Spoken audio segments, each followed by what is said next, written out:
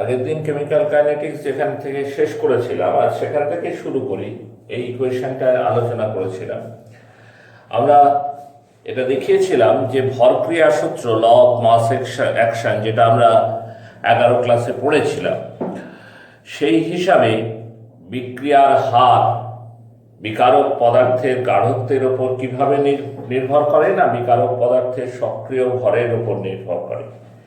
এবং according to law of mass action, law of mass অ্যাকশনকে যদি আমরা ফলো করি, according to law of mass action, আমরা যদি ভরক্রিয়া সূত্রকে অনুসরণ করি, তাহলে এই বিক্রিয়ার হার, রেট অফ দ্য রিয়াকশন,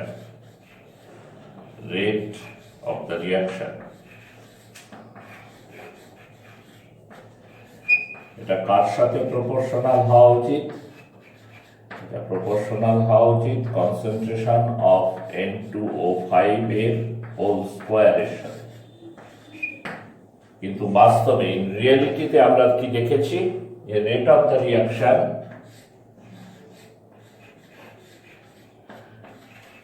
বাস্তবে যেটা আমরা পেয়েছি হিসাবে, rate of the reaction that is proportional to the concentration of N2O5 to the power 1। ঠিক আছে, এটা বাস্তবে এক্সপেরিমেন্টালি এটা আমরা ডিরাইভ করেছিলাম। তা এখন দেখা যাচ্ছে ল অফ মাস অ্যাকশন আমাদের সবসময় ঠিক রেজাল্ট বলে না। বিশেষ করে রিয়াকশন রেট মাপতে গেলে ল অফ মাস অ্যাকশন কখনো কখনো ঠিক হয়, কখনো কখনো গন্ডগোল করে। তো সেই জিনিসটা মাথায় রাখবে, এবং এটা কিন্তু পিওরলি এক্সপেরিমেন্ট করেই বার করতে হবে যে বিকারকের গাঢ়ত্বের কত পাওয়ারের সঙ্গে রেটটা সমানুপাতিক হচ্ছে। ডাইরেক্টলি প্রপোর্শনাল হচ্ছে, পাওয়ারে কত থাকছে। এখানে যেটা তোমার কোফিশিয়েন্ট হচ্ছে সেটাই পাওয়ারে চলে যাবে এমন নয়। যেতে পারবে না তাও না, যেতে পারে, যেতে নাও পারে। পারবে কি পারবে না, এটা হবে না হবে না, সেটা এক্সপেরিমেন্টালি ডিটারমাইন করতে হবে। ইকুয়েশন থেকে বোঝার কোনো রাস্তা এখানে নেই। একটা জেনারেল রিয়াকশন আলোচনা করি। দেখো, ধরো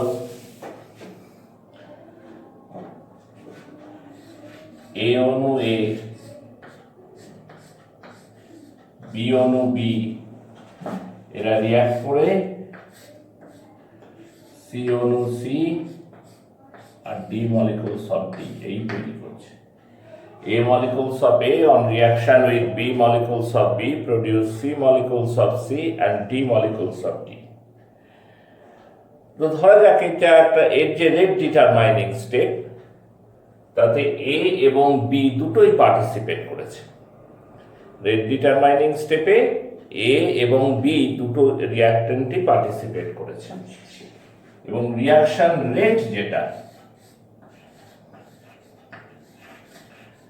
রিয়াকশন রেট বাংলায় বলে বিক্রিয়ার হার, আমরা সিম্বলাইজ লিখি dx/dt। ধরে নিচ্ছি এক্সপেরিমেন্ট করে বার করা হয়েছে, that is equal two concentration of A। কনসেন্ট্রেশনকে যেমন আমরা থার্ড ব্র্যাকেট দিয়ে লিখছি, সি দিয়েও লেখা হয়, তাহলে এটা কিরকম বেরোলো experimentally.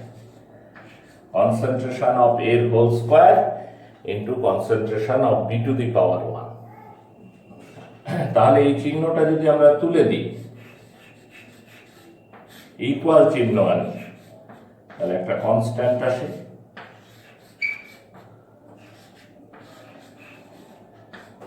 K is a constant।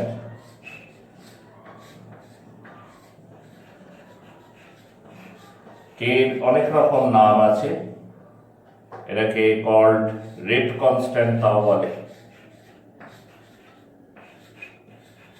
Velocity constant তাও বলে, আবার স্পেসিফিক রেট কনস্ট্যান্ট তাও বলে। বইয়ে দেখবে নানান রকম নাম আছে, রেট কনস্ট্যান্ট, ভেলোসিটি কনস্ট্যান্ট, হার ধ্রুবক, বেগ ধ্রুবক, আপেক্ষিক হার ধ্রুবক, এরকম সব বিভিন্ন নাম আছে। তা আমি যেটা বলতে চাইছি, এই যে জিনিসটা দাঁড়ালো তোমার বিক্রিয়ার হার সমান k into concentration of a to the power 2 into concentration of b to the power 1। এর মধ্যে এই অংশটা আমি ধরে নিয়েছি যে এক্সপেরিমেন্টালি এটা বেরিয়েছে এই ইকুয়েশনটাকে। এটাকে বলে কি জানো? রেট ইকুয়েশন, বিক্রিয়ার হার সমীকরণ।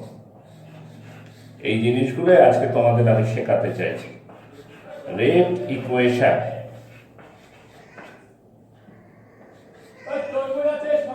বাংলায় বলে বিক্রিয়ার হার সমীকরণ।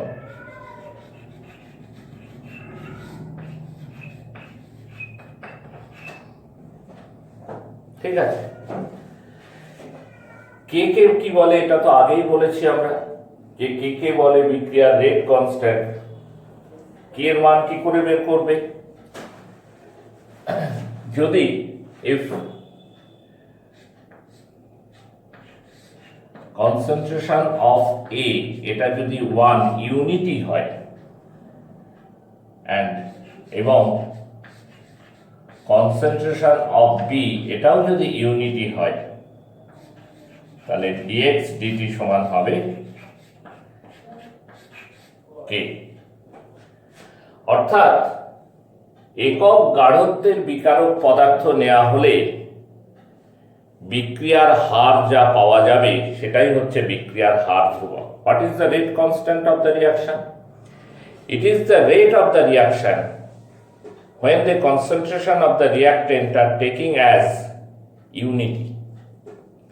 বিকারকগুলোর গাঢ়ত্ব যদি একক পরিমাণে নেওয়া যায়, তাহলে বিক্রিয়ার যে হার হবে তাকেই বিক্রিয়ার হার সমীকরণ বলা হয়। এই কের মান কেবল টেম্পারেচারের উপর নির্ভর করে। এটা খুব একটা ইম্পর্টেন্ট কথা। the value of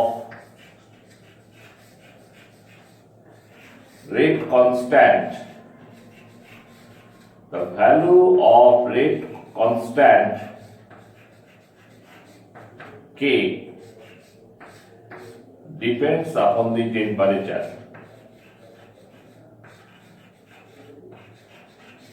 কেবল উষ্ণতার উপর নির্ভরশীল।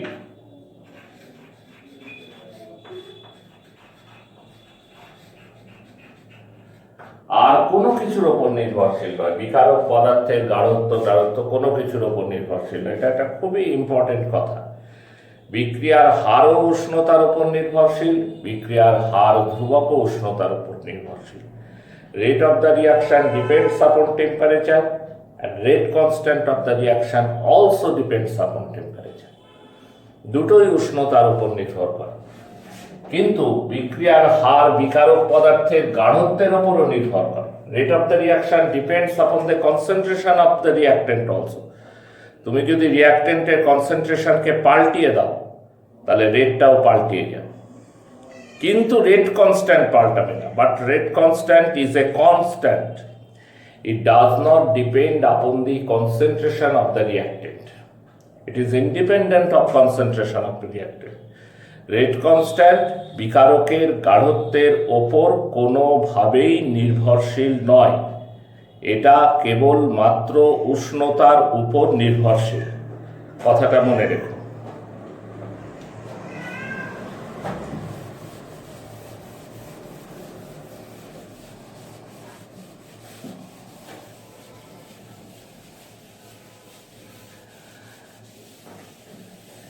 ইউনিট অফ কে, এটাও একটা খুব গুরুত্বপূর্ণ জিনিস। ইউনিট অফ কে। আচ্ছা, এটা বার করার আগে আমি আর একটা কথা একটু বলে দিই। এখানে কোশ্চেন আছে, কে ইউনিটটা একটা খুব এই চ্যাপ্টারের ইম্পর্টেন্ট জিনিস।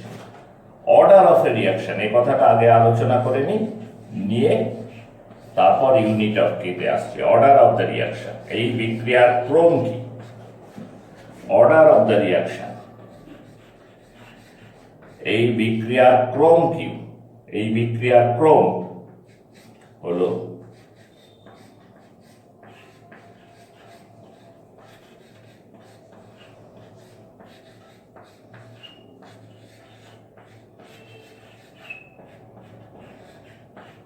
2 plus 1 that is equal to 3। এই যে পাওয়ারের 2 আর পাওয়ারের 1 এই দুটো যোগ করলে হচ্ছে 3, তাহলে rate of the reaction is 3। বিক্রিয়ার rate of the reaction is 3 নয়, order of the reaction is 3। বিক্রিয়ার ক্রম হচ্ছে গিয়ে 3। তো আমাকে যদি অর্ডারের ডেফিনেশন দিতে বলে, বুঝলে, আমাকে যদি বলে what is the order of the reaction, তাহলে আমি বলি, বাংলায় আগে বলছি তারপর ইংরেজিতে বলছি। কোনো বিক্রিয়ার হার সমীকরণে বিক্রিয়ার হার বিকারক পদার্থের গাঢ়ত্বে যে যে ঘাতের সঙ্গে সমানুপাতি হয় সেই ঘাতসমূহের যোগফলকে ওই বিক্রিয়ার ক্রম বলে। আবারও বলি, কোনো রাসায়নিক বিক্রিয়ার হার সমীকরণে বিক্রিয়ার হার বিকারক পদার্থের গাঢ়ত্বের যে যে ঘাতের সঙ্গে সমানুপাতি সেই ঘাতগুলোর যোগফলকেই সেই বিক্রিয়ার ক্রম বলে। ঠিক আছে?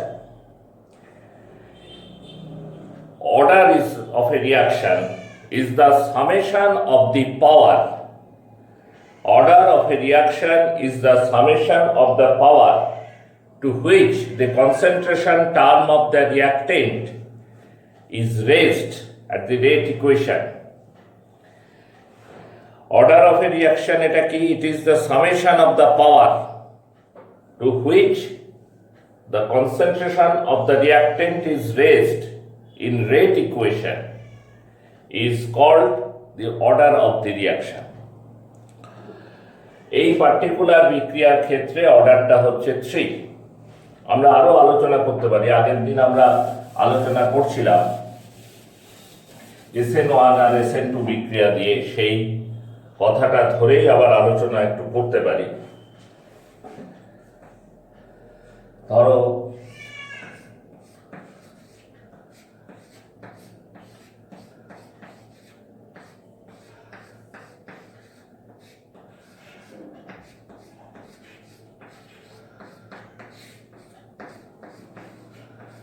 এইরকম একটা ইকুয়েশন,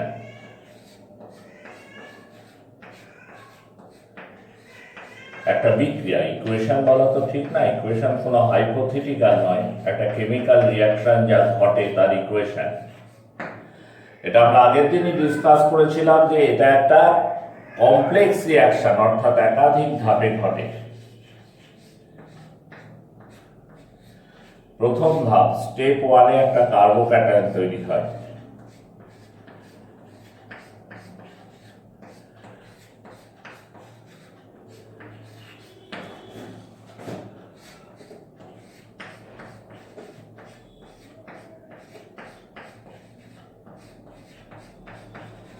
এবং এইটাই বলা হয়েছিল this is the rate determining step. পরবর্তী ধাপে কার্বোক্যাটায়নটা নিউক্লিওফাইলের সাথে যুক্ত হয়।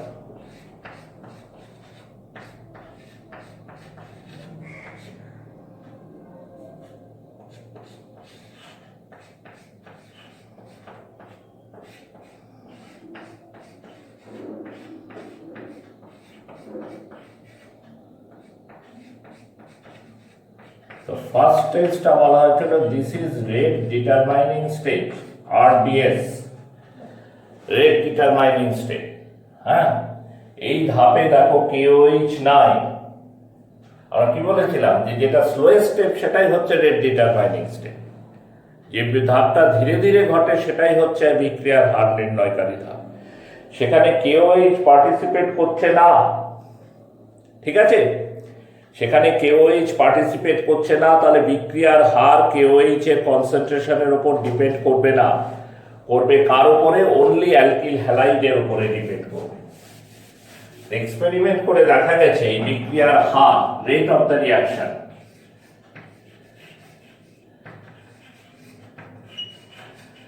রেট অফ দ্য রিয়াকশন, এই বিক্রিয়ার হার dx/dt proportional to concentration of tertiary alkyl halide to the power 1। KOH এর ক্ষেত্রে ডিপেন্ড করে না, কেউ যদি KOH কে লিখতে চায় ইকুয়েশনে সে লিখবে concentration of KOH to the power 0। তোমরা তো সূচক পড়েছো, something to the power 0 is a constant term.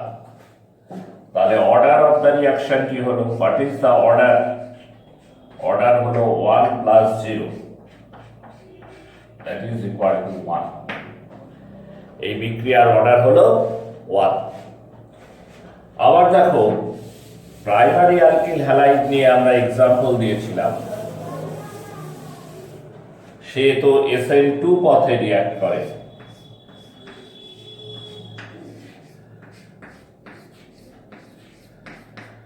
একটাই ধাপ, সেই ধাপে KOH ও থাকে, CH3Cl ও থাকে।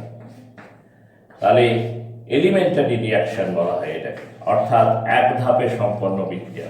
এখানে বিক্রিয়ার হার dx/dt সে কিনা কনসেন্ট্রেশন অফ প্রাইমারি অ্যালকিল হ্যালাইডের যে কনসেন্ট্রেশন তার ফার্স্ট পাওয়ারের উপর directly proportional, into concentration of KOH তারও ফার্স্ট পাওয়ারের উপর ডাইরেক্টলি প্রপোর্শনাল। তাহলে অর্ডার এই ক্ষেত্রে আমরা বলবো, এখানে যদি আমরা করি তাহলে dx/dt equal to k some constant, rate constant, into concentration of primary alkyl halide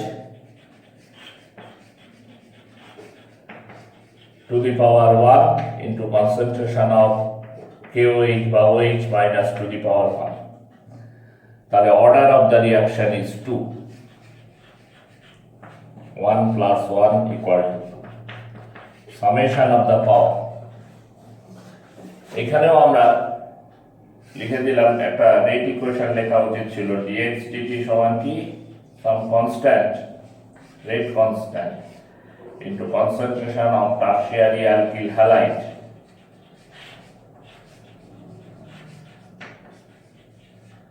into concentration of KOH to the power 0, এটা টু দি পাওয়ার 1।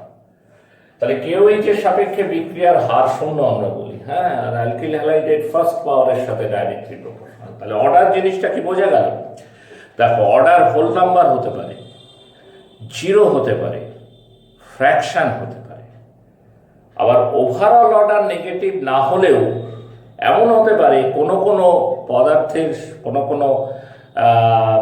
পদার্থের সাপেক্ষে বিক্রিয়ার রেট নেগেটিভও হতে পারে। এটা আমরা পরের দিন উদাহরণ দিয়ে দেখাবো। Order may be whole number, may be 0, may be fraction, এ নিয়ে কোনো অসুবিধা নেই। And sometimes with respect to some substance the order of the reaction may be negative, overall negative নয়, কিন্তু ওই রিঅ্যাক্টর, যেমন এখানে ওভারঅল একটা অর্ডার পাবে তুমি 1, কিন্তু KOH এর সাপেক্ষে অর্ডার হচ্ছে 0। ঠিক আছে? মলিকুলারিটি বলে একটা কথা আছে, আণবিকতা। অর্ডারের বাংলা হচ্ছে ক্রম, আর মলিকুলারিটি মানে হচ্ছে আণবিকতা।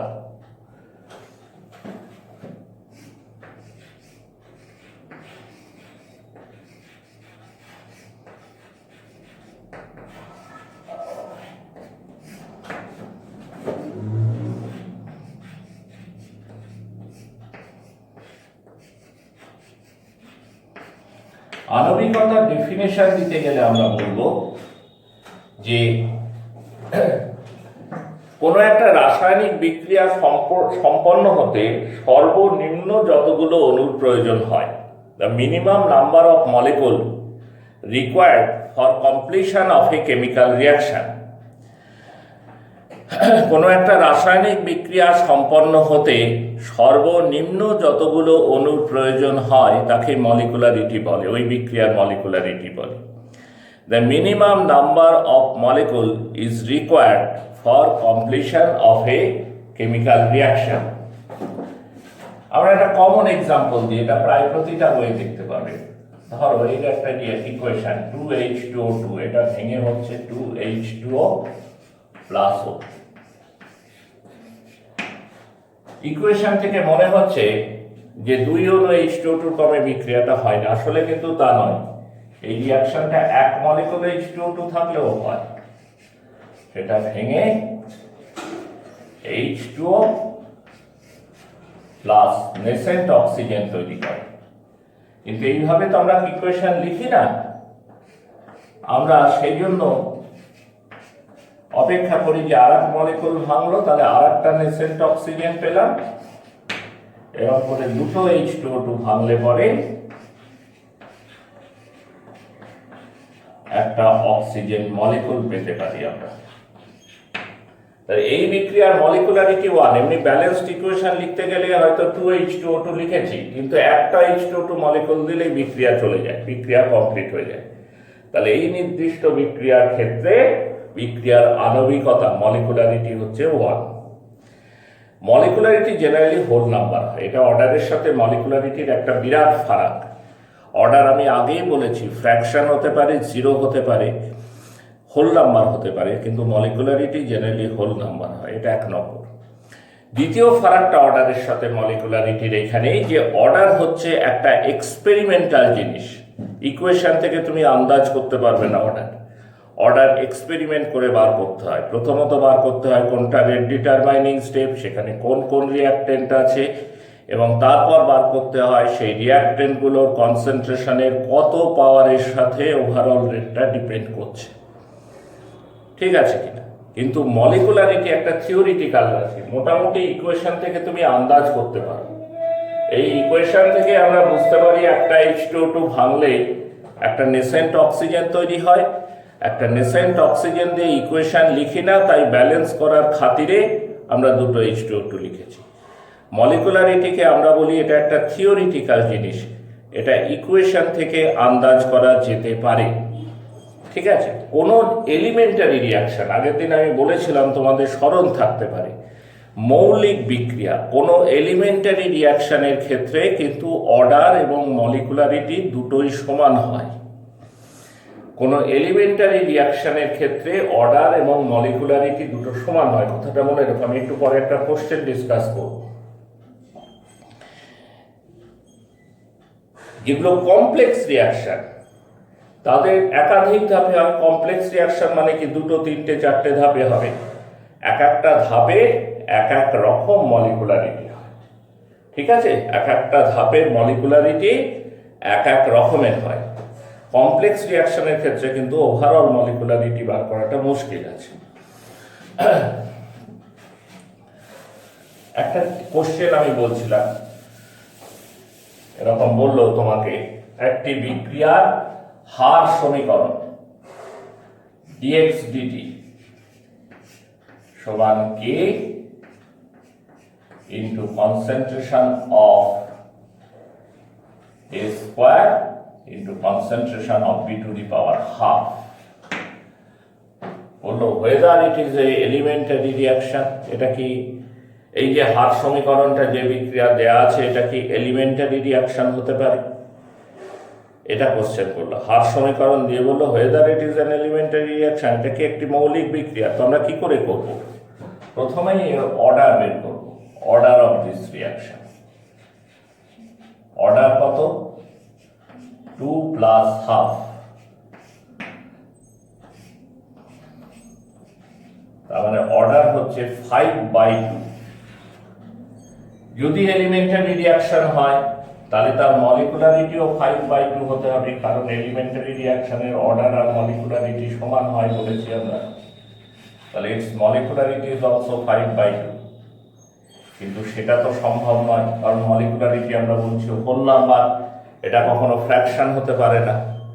তাহলে এই বিক্রিয়ার অর্ডার এবং মলিকুলারিটি সমান হবে না, কারণ অর্ডারটা আমি ঠিকই বার করেছি, পাওয়ারগুলো যোগ করলেই অর্ডার পাওয়া যায়। এলিমেন্টারি হতে গেলে অর্ডার আর মলিকুলারিটিকে সমান হতে হবে, সমান হতে গেলে মলিকুলারিটিকে ফ্র্যাকশন হতে হবে। বাস্তবে সেটা সম্ভবপর নয়। তাহলে এই বিক্রিয়ার অর্ডার আর মলিকুলারিটি সমান নয়। অর্ডার আর মলিকুলারিটি যদি সমান না হয় তাহলে বিক্রিয়াটা এলিমেন্টারি রিয়াকশন হতে পারে না, ঠিক আছে। এরকম একটা প্রশ্ন একাধিকবার এসেছে, হয়তো ফিগারগুলো পাল্টে দিয়েছে। যে প্রসঙ্গটা আলোচনা করতে করতে আমরা এই দিকে চলে এলাম, ইউনিট অফ কি, হার ধ্রুবক। ইউনিট অফ কে, হার ধ্রুবকের একক। ধরি একটি বিক্রিয়ার হার সমীকরণ, let us consider the rate equation of A reaction. ধরি একটি বিক্রিয়ার হার সমীকরণ, let us consider rate equation of a reaction। হার সমীকরণ কি? dx dt equal to k into concentration of a to the power n, where যেখানে n হচ্ছে order of the reaction, order of the reaction।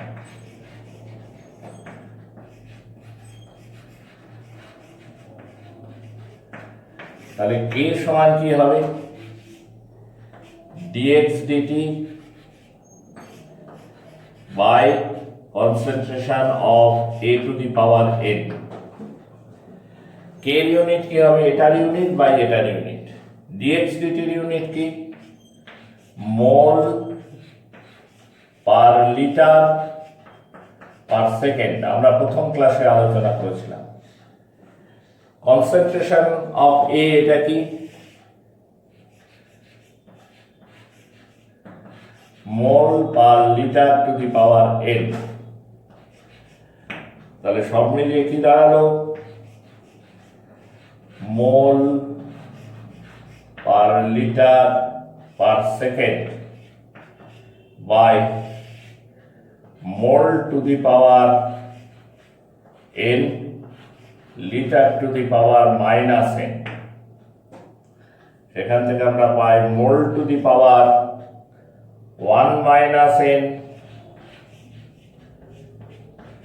Litre to the power n minus 1 per second. এনটা কি? Order of the reaction.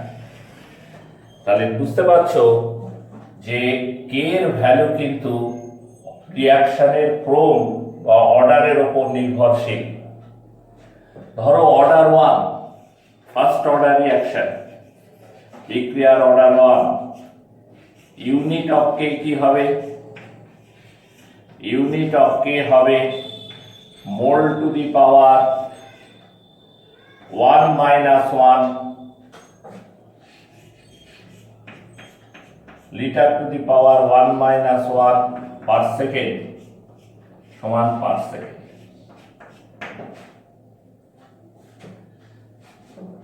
যদি কিনা order 2 হয়,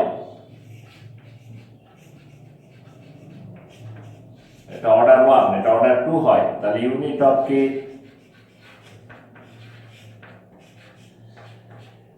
সমান কি হবে? Mole to the power 1 minus 2 litre to the power 2 minus 1 per second. তাহলে litre per mole per second. বুঝতে পারছো? এরকম এমন হতে পারে যে বিকারক পদার্থটা গ্যাসীয়। গ্যাসীয় বিকারক পদার্থ হলে তখন তো মোল পার লিটার আর কোনো কাজে লাগবে না, অ্যাটমসফিয়ার দিয়ে লিখতে হবে। তাহলে কি হবে? In case of gaseous, in case of gaseous reagent, in case of gaseous reagent,